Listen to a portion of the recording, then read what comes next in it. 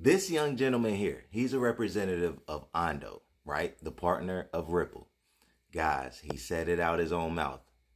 It's not going to take long for banks to realize, hey, we actually can't scale with the volume, with all the liquidity that is going to flood blockchain. We simply can't. Okay? And what does he also say?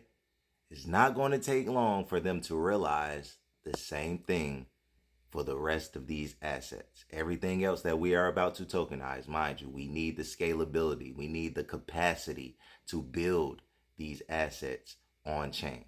Check it out. So I also think another big shift from 2016 to today is more openness from major institutions of using public blockchains. Like when you and I were talking to banks back in the 10 years ago time frame. I mean, it was like intense fear and just reticence to go onto public chains. That's really changed. So what do you think? What do you see as the important capabilities or factors that institutions need to see to go onto public blockchains? Yeah, I think, back then, to be fair to institutions, I guess, the maturity of the infrastructure typically wasn't there. Sure. And the education that was required, people just didn't get it, right? You need a couple of years, you need a couple of cycles for it to start to click. And I think, honestly, Ripple did a phenomenal job as being part of that education, because I feel like Ripple was the first blockchain to really go for the institutions and say, guys, this is 24/7 movement of value, get with the program. So you were very much ahead of your time, I shall say.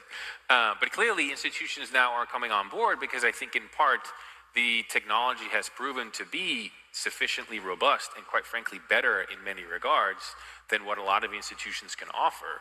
A lot of the existing TradFi banks look at stablecoins, 24/7 value movement, and say, whoops, my systems can't support that. Yeah. And it is not going to take that long for them to do the same thing when they look at on-chain stocks and ETFs and you name your asset, right?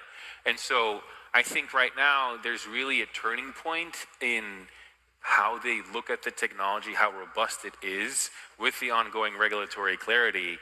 The level of adoption and, quite frankly, in some instances, FOMO that we're seeing from institutions is pretty significant. Yeah.